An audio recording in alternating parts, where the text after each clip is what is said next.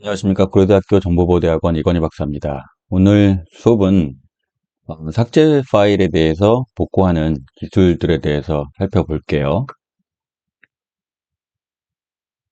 일단 두 가지 종류가 있습니다. 일단 파일의 메타데이터를 이용해서 삭제된 거를 복구하는 것이 하나 있고, 어, 파일 카빙에 의해서 복구하는 것이 있어요. 일단은 이제 첫 번째 메타데이터 기반 복구는 대단히 좀 정확하게 복구가 가능하고 되게 복구 속도가 좀 빠른 편입니다. 반면에 이제 파일 카빙 같은 경우에는 좀 복구하는데 좀 오래 걸리고 그런 완전하게 파일을 복구하기가 어려운 면도 존재하고, 그리고 그 해당 파일의 이름 있잖아요. 파일명 자체는 복구가 되지 않는다는 이런 각각의 장단점들이 존재를 해요. 그러다 보니까 두 가지 복구 기술을 모두 알고 있어야 이제 포렌식을 할 때 좀 더 유용합니다. 이 두 가지를 제가 하나씩 설명을 드릴 거고, 마지막에서는 두 가지를 이제 비교하는 그 표를 통해서 다시 한번 정리를 해 드릴게요. 일단 첫 번째로 메타데이터 기반에 의한 복구를 한번 살펴볼 겁니다. 앞서 설명을 들었던 분들은 메타데이터가 뭔지는 알고 계실 거예요. 하지만 이제 다시 한번 설명을 드리면, 파일을 우리가 작성을 해서 저장을 하면 우리가 의도해서 넣은 파일의 내용이 있을 거잖아요. 그게 사실 우리가 저장하고 생성한 그런 내용이 될 거고, 그리고 이제 여기 있는 메타데이터는 뭐냐면 그 파일의 내용을 참조하거나 또 정의하거나 설명해 주는 데이터예요. 우리가 하나의 한글 파일을 만들거나 뭐 PPT 파일을 만들면 그 안에 있는 내용이 있겠지만, 그 파일을 누가 만들었고 어느 폴더에 저장을 했고, 또는 이제 파일의 이름은 무엇이고 그 다음에 파일의 크기는 뭐고, 이런 것들에 대한 부가적인 정보들이 필요하잖아요. 그런 것들을 우리는 메타데이터라고 하고요. 이렇게 두 개를 구분한 이유는 파일에 대한 정보를 효율적으로 찾아내기 위한 것이에요. 그래서 일단은 이게 좀 구조화되어 있는 상태로 만들어냅니다. 이제 파일 시스템에 따라 다른 거죠. 앞서서 이제 파일 시스템 강의를 들으셨던 분은 대략 어떻게, 왜 이런 말을 제가 하는지를 좀 이해를 하실 텐데, 일단 파일 시스템이 파일을 관리하는데 정의한 대로 메타데이터가 관리가 됩니다. 그래서 파일 이름이나 크기나 도대체 이게 어디에 있는 건지, 해당 파일이 어디에 있는지를 알아야 사실은 우리가 운영체제가 그 파일을 찾아서 불러서 이제 보여줄 수 있잖아요. 그 파일은 언제 생성을 해서 하드 드라이브나 아니면 SSD에다가 저장을 했는지, 그리고 그걸 다시 불러와서 언제 수정을 했는지, 이러한 이제 파일에 관련된 부가적 정보들을 설명해 주는 애를 우리는 메타데이터라고 합니다. 그리고 그 파일의 메타데이터를 저장하는 이제 구조체가 있는데 그걸 디렉토리 엔트리라고 불러요. 그러니까 하나의 파일마다 얘를 저장하는 이제 엔트리가 있는 거죠.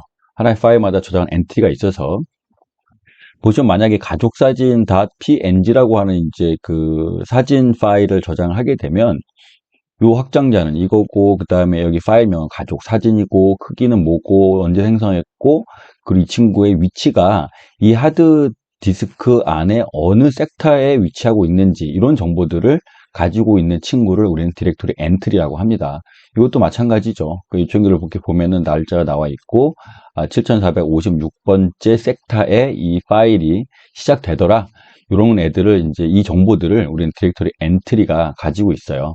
그럼 결국은 우리는 이제 디렉토리 엔트리가 저장이 되어 있으면요, 얘가 지워지지 않는 한은, 도대체 얘네들을 만약에 지웠다고 우리가 했을지라도 여기를 엔트리의 정보를 이용을 해서 이 위치를 찾아가면 그 친구들의 흔적을 볼 수 있다는 그런 원리입니다.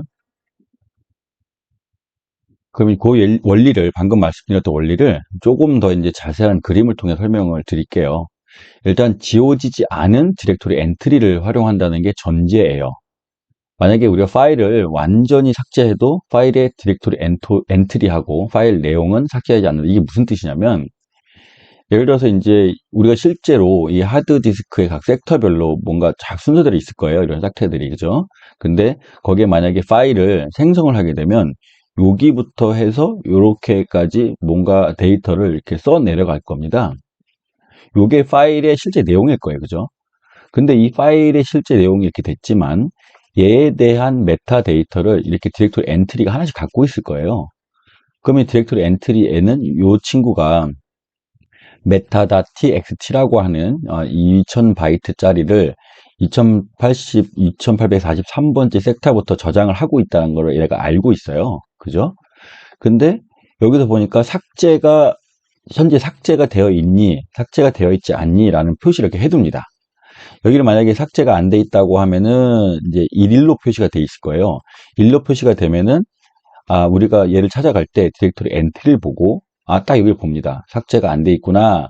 그럼 당연히 여기를 찾아가면은 파일이 있겠네죠. 근데 만약에 우리를 파일을 삭제한다라고 하는 표현을 쓰게 되면 이 내용을 지우는 것이 아니라 여기에 있는 이 부분을 이렇게 0으로 바꿔놔요.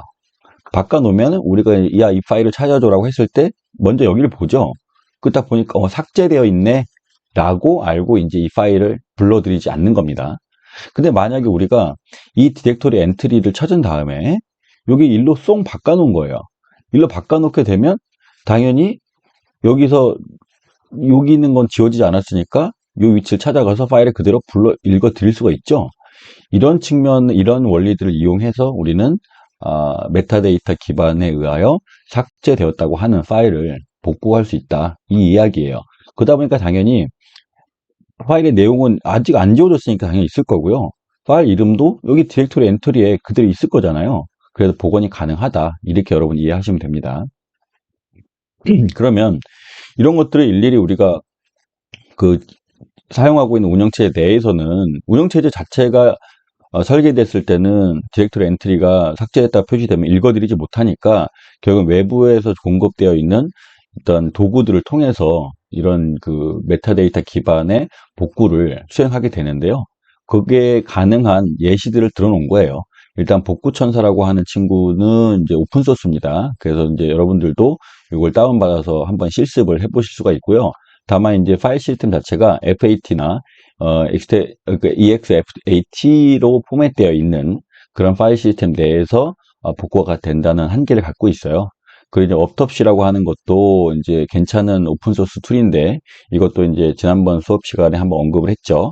그래서 이것도 무료 도구니까 여기서도 이제 이걸 이용해서도 우리가 복구가 가능하고 FTK 이미저라든지 뭐 엔케이스나 이런 친구들은 이제 돈을 좀 낼 수도 있고 FTK 이미저 같은 경우는 물론 이제 무료로도 우리가 할 수 있지만 더 많은 돈을 내고도 살 수 있는 상용 프로그램이기도 합니다. 이런 친구들을 활용해서 우리가 메타데이터 기반의 복구를 할 수 있다는 걸 여러분한테 설명을 드립니다. 그럼 일단은 우리가 복구천사는 아까 말씀드린 것처럼 무료 도구이니까 여러분이 한번 실습을 해보실 수 있어요. 그리고 뭐 당연히 이제 웹 브라우저를 통해서 검색을 해서 다운로드 받고 실행을 하시게 되면 되는데 만약에 이제 우리가 실습을 하기 위해서는 내 하드 디스크를 하게 되면 너무 오래 걸리고 뭐 오염될 수 있으니까 일종의 USB 드라이브를 하나 작은 거를 준비를 하시고 거기다가 먼저 파일 하나를 임의로 저장을 해 두세요. 그리고 그 친구 한번 삭제를 해봅니다. 운영체제 내에서. 그리고 나면 운영체제에서는 여러분이 USB 메모리를 읽어드려도 여러분이 애초에 생성했던 파일은 발견할 수 없겠죠. 그 상태에서 이제 이거를 여러분의 컴퓨터에다 USB 메모리를 삽입한 이후에 복구천사를 구동을 하면은 USB 드라이브가 하나 인식이 되겠죠. 그 내가 복구를 할 디스크 선택을 합니다. 그 다음에 계속하기를 누르죠. 그리고 나면은 이제 실제로 USB 복구천사라고 하는 그 프로그램은 USB를 쫙 하면서 디렉토리 엔트리를 검색을 해요. 그래서 모든 디렉토리 엔트리를 검색하다가 0으로 표시되어 있는 친구들 있잖아요. 삭제 여부를 그런 친구를 찾아내겠죠. 그렇게 하게 되면은 이런 리스트가 뜨게 됩니다. 디렉토리부터 시작해서 어떤 파일 같은 경우도 다 이렇게 표시를 해줘요. 디렉토리 엔트리가 살아있기 때문에 당연히 파일명이 당연히 보입니다. 그리고 나서 만약에 내가 이 친구를 내가 복구하고 싶어요 라고 해서 딱 클릭을 한 다음에 저장하기를 하게 되면은 여러분이 이제 저장할 위치를 여기 지정을 하죠. 여기를 저장 위치를 지정을 해다 어디다 이 복구를 한 파일을 저장할 거야 라고 해서 저장하기를 누르면 그 친구가 이제 저장이 됩니다. 그래서 보면은 이제 복구된 것을 확인할 수가 있게 되고요. 우리가 삭제를 했던 그런 파일 자체의 내용도 복구될 뿐만이 아니라 해당 파일의 파일 이름 그리고 파일을 수정한 시간부터 시작해서 애초에 디렉토리 엔트리가 가지고 있던 정보 전체를 읽어올 수 있어요. 다시 한번 말씀드리지만 디렉토리 엔트리가 삭제된 것이 아니고 그 친구가 가지고 있는 삭제 여부 그 체킹 리스트만 바꾼 거예요.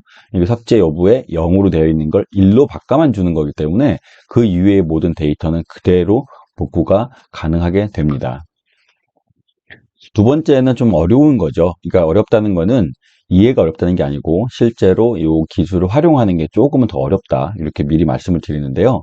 일단 이 친구는 파일 시그니처를 확인하는 거예요. 그러니까 각 파일마다요. 예를 들어서 한글 파일이다, 뭐 PDF 파일이다 그러면 그 해당 파일을 인식할 수 있는 시그니처가 있어요. 맨 앞에 나는 이게 한글 문서로 작성한 파일이야. 나는 PDF로 형성된 PDF의 확장자를 가진 파일이야. 나는 사진이야. 뭐 나는 뭐 마이크로소프트 엑셀로 만든 파일이야. 이런 친구 나는 누구야라고 하는 선언을 해요. 그래서 요거를 이제 시그니처라고 하는데 여기 보면은 헤더라고 하는 게 있고 푸터가 있어요. 그래서 헤더는 파일의 시작, 내 파일이 이제부터 시작이야라는 걸 알리는 시그니처가 있고요. 파일 푸터에는 나는 이 파일의 끝이야 라는 거를 인식하는 시그니처가 있습니다. 그럼 결국은 우리가 디렉토리 엔트리를 이제 조사하지 않고 타빙을 한다고 했을 때는 이 디스크를 계속 조사를 하겠죠. 계속 조사를 하다가 내가 평상시에 PDF 파일의 어떤 시그니처를 검색해서 나오면 요때부터 PDF 파일에 그 시작이 되는구나를 알 거예요. 그러면 그 뒤에를 쭉 연결해서 가다가 맨 마지막에 딱 보니까 PDF 파일이 사용하는 푸터가 발견이 되면 요 시그니처 첫 부분부터 시작해서 푸터까지가 하나의 PDF 파일이구나 라고 알겠죠. 그죠? 그러면 그 처음과 끝 부분을 불러드립니다. 그렇게 되면 이제 사실은 우리가 애초에 삭제를 했던 PDF 파일이 찾아지게 된다. 이런 원리예요. 그래서 이것도 다시 한번 방금 말씀드린 것들을 한번 정리를 해놓은 구절입니다. 한번 읽어볼게요. 파일 시그니처를 기반으로 해서 복구하는 기술이에요. 그러다 보니까 이런 단점과 장점이 있어요. 일단 단점은 일단은 디렉토리 엔트리가 없이 복구를 하는 거죠.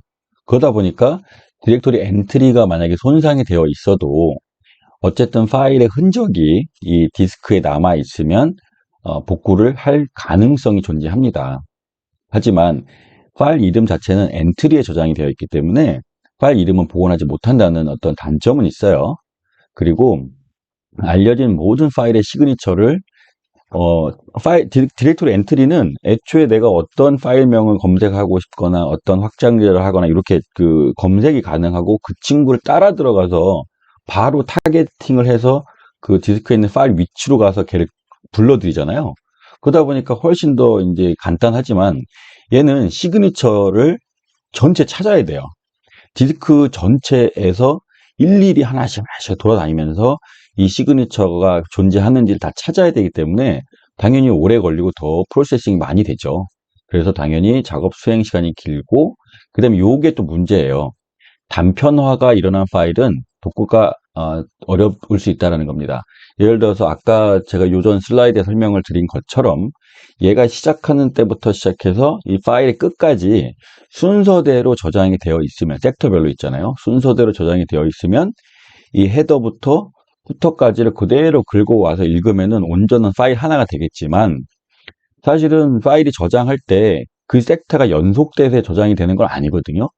애초에 비어 있으면은 웬만해서는 연속된 섹터에 저장이 되겠지만 그렇지 않고 막 지웠다가 다시 저장을 하고 지웠다 다시 저장하고 반복하게 되면 비어 있는 섹터가 이렇게 또는 클러스터가 군데군데 남아 있잖아요. 그러면은 이제 하나의 파일을 저장하더라도 그게 띄엄띄엄 그 비어 있는 공간에 저장이 될 수가 있어요. 그렇다고 하면은 푸터부터 시작해서 헤더까지가 완전히 연결되어 있지 않기 때문에 이게 좀 일부만이 복구될 가능성이 있다라는 거죠. 그렇기 때문에 아무래도 이제 좀 효율성이 떨어질 수가 있습니다. 이런 측면을 여러분들이 좀 이해하시면 될 것 같아요. 그러면 이렇게 과연 어, 카빙에 의해서 이제 파일을 복구하는 도구들은 무엇이 있느냐를 살펴본 거예요. 그래서 포토렉이 하나 있고, 벌크 익스트랙터가 있고, 엑스웨이스 포렌식스가 있고, 레큐바라는 친구가 있는데, 일단 이 친구는 이제 오픈소스죠. 그래서 300개 이상의 파일 유형이라고 하면 아까 말씀드린 것처럼 시그니처, 300개 이상의 시그니처를 검색할 수 있더라. 그래서 거기에서 파일을 가지고 온다는 역할이죠. 그리고 이제 그래픽을 지원하기 때문에 이렇게 조작이 되게 쉽게 되어 있고요. 그 다음에 이제 또 비슷한 이제 오픈 소스인데 벌크 익스트랙터 같은 경우에는 파일 자체뿐만 아니라 이메일이나 신용카드 번호나 다양한 데이터 유형을 추출할 수 있는 기능도 추가되어 있다. 이렇게 이해하시면 될 것 같고요. 엑스웨이스 포렌식스라는 게 이제 상용 돈 내고 사야 되는 건데 이 친구가 가장 현재 우리가 일반적으로 포렌식 그 영역에서 쓰이는 도구들 중에 꽤 괜찮은 친구입니다. 여러분 이 엑스웨이스 포렌식스라고 하는 것들은 파일 카빙을 위한 복구 도구다. 이렇게 여러분이 이해하시면 좋겠죠. 이거 말고도 종합적인 이제 포렌식 도구인 엔케이스나 이런 거에 뭐 FTK라든지 이런 것들에 비해서 파일 카빙 영역을 훨씬 특화해서 만든 도구기 때문에 카빙이 필요한 경우에는 이 친구를 쓰면 되겠죠. 그 레쿠바 같은 경우는 C클리너 있잖아요. C클리너는 이제 데이터 자체를 완전히 삭제하는 복구가 안 되게끔 삭제하는 그런 도구인데 그거를 이제 제작한 개발사가 만들었기 때문에 뭐 이게 역으로 이용하면 되는 거니까 완전히 삭제하는 것들을 아는 친구이기 때문에 레코바라고 하는 파일 카빙 프로그램도 가지고 있습니다. 이렇게 여러분들이 이해만 하시면 될 것 같고요. 그러면은 앞서 얘기했던 메타데이터 기반의 어떤 그 복구천사처럼 우리가 무료 소프트웨어인 포토렉을 이용해서 이제 카빙하는 방법을 한번 이렇게 보여준 거예요. 그래서 먼저 아까 말씀드렸던 것처럼 저장 장치에서 일정의 영역을 지정을 합니다. 카빙을 해야 될 영역을 지정을 하고 그 다음에 이제 만약에 카빙을 해서 이제 파일을 복구할 거잖아요. 그 복구를 한 친구들 도대체 어디에 저장할 건지 거기를 이제 밑에 쪽에다가 브라우징을 해서 지정을 합니다. 그 다음에 다음 거를 이제 누르게 되면은 실제 파일 카빙이 진행이 되겠죠. 이 진행이라고 하는 거는 아까 말씀드린 것처럼 이 친구가 300개 이상의 시그니처를 분석할 수 있다고 했잖아요. 그럼 그런 친구들을 이제 그 지정 영역에서 일일이 검색을 하는 거예요. 그래서 해당 그 시그니처의 헤더를 찾고 후터를 찾았으면 그 두 개를 불러오는 역할을 지금 이렇게 수행 중에 있는 겁니다. 그렇게 하면 결국에는 이렇게 쪼로록 해가지고 이제 복구된 것들을 저장을 하겠죠. 그렇게 되면 보시는 것처럼 파일 이름 복구를 못해요. 파일을 이름 복구 못하지만 만약에 이제 처음에 우리가 시연을 하기 위해서 준비했던 PDF 파일이 그 단편화가 되어 있지 않고 일정 영역의 클러스터에 일률적으로 만약에 저장이 되어 있다고 하면 온전히 그 PDF 파일의 내용을 탐색할 수 있게 되는 것입니다. 여기까지가 이제 앞에 두 개의 도구, 두 개의 이제 그 복구 방법을 이제 설명을 드렸고, 이제는 이제 다시 처음에 말씀드렸던 것처럼 한번 비교를 해볼게요. 일단 메타데이터 기반, 그야말로 디렉터리 엔트리를 이제 이용해서 했던 그 복구는 매우 빠르다고 설명을 드렸지만, 카빈 같은 경우에는 꽤 느리다 말씀드렸고, 그 다음에 복구 정확성은 메타데이터 기반이 되게 높죠. 왜냐하면 파일 자체가 애초에 그대로 존재하고 있고 메타데이터의 하나의 값만 바꿔가지고 그대로 갖고 오는 거기 때문에 원래 상태랑 거의 똑같다 보시면 되고요. 파일 카빙 같은 경우에는 아까 말씀드린 것처럼 단편화라든지 아니면은 그다음에 그 시그니처가 알려지지 않은 시그니처인 경우에는 또 찾기도 어려운 경우도 있고요. 이렇기 때문에 파일 복구의 정확도는 낮습니다. 그리고 오탄 빈도는 이건 당연히 없을 것이고 당연히 이것도 많겠죠. 그죠? 그리고 이거는 디렉토리 엔트리를 그대로 가지고 있기 때문에 파일 이름이 복구가 되지만 이 친구는 그렇지 않더라. 그리고 만약 여기서는 포맷을 하게 되면 엔트리까지 다 날아가잖아요. 그죠? 그 엔트리를 기준으로 찾아가는 건데 엔트리가 날아갔기 때문에 메타데이터 기반의 복구는 불가합니다. 그런데 카빙의 경우에는 원래 애초에 엔트리를 기반으로 한 게 아니기 때문에 그런 것이 없이 이제 포맷을 했다 손 치더라도 거기에 시그니처를 기반으로 하나씩 다 검색을 하잖아요. 그죠? 우리가 말하는 포맷이라고 하는 거는 애초에 파일 시스템의 그 원래 파일 시스템으로 쓰기 위한 것들을 아예 없애버리는 것이지, 포맷을 한다는 의미가 거기에는 0과 1, 0과 1로 되어 있는 것들을 완벽하게 포맷하는 걸 의미하는 게 아니에요. 그래서 파일 시스템을 아예 날려버리게 되면은 디렉토리 엔트리도 사라지기 때문에 메타데이터 기반으로 복구할 수는 없지만 애초에 그 파일들의 흔적은 남아있단 말이에요. 0, 1이든 1, 0이든 이런 것들이. 그럼 거기에서도 시그니처 기반으로는 검색할 수 있게 된다. 이렇게 여러분들이 구분하시면 될 것 같고요. 그 다음에 파일 시스템 의존성. 이 친구 같은 경우는 이제 파일 시스템을 기반으로 그 파일 시스템은 이렇게 디렉토리 엔트리를 관리하는구나를 이미 우리가 알고 있는 상태에서 그 상태에서 이제 복구를 하는 거기 때문에, 만약에 파일 시스템을 독자적으로 만드는 업체가 있기도 하고 개인이 독자적으로 자기만의 파일 시스템을 구현하는 경우도 있잖아요. 이런 친구들에 대해서는 사실은 메타데이터 기반 복구가 쉽지 않죠. 근데 이 파일 카빙의 경우에는 그 파일 시스템이랑 관계없이 해당 파일의 콘텐츠가 시작되는 시그니처부터 푸터까지를 그거에 의존해서 이제 우리가 찾아가는 거기 때문에 어떠한 저장 매체든 간에 사실은 파일 카빙에 의한 복구는 가능합니다. 그래서 아까 단편화도 마찬가지죠. 단편화에 대한 파일도 정확히 복구가 되죠. 당연히 디렉토리 엔트리부터 시작해서 대체 얘가 어디부터 시작되고 중간에 어디를 건너뛰고 라는 정보가 있으니까요. 하지만 파일 카빙의 경우에는 단편화 됐을 경우에는 완벽하게 복구하기가 어렵다. 이렇게 여러분들이 이해하시면 될 것 같습니다. 여기까지가 이제 파일 삭제된 거죠. 삭제된 파일에 대한 복구 기술 두 가지를 배웠고요. 요거를 아신다고 해서 여러분들이 바로 이제 파일을 복구할 수는 없죠. 그래서 한 번쯤은 아까 설명을 드렸던 두 가지 오픈소스 툴 있잖아요. 그런 거를 한번 해보시면서 이렇게 공부를 하시면 이 두 가지 차이점이 이렇게 되는구나를 눈으로 직접 확인할 수 있을 거라고 생각을 합니다. 감사합니다.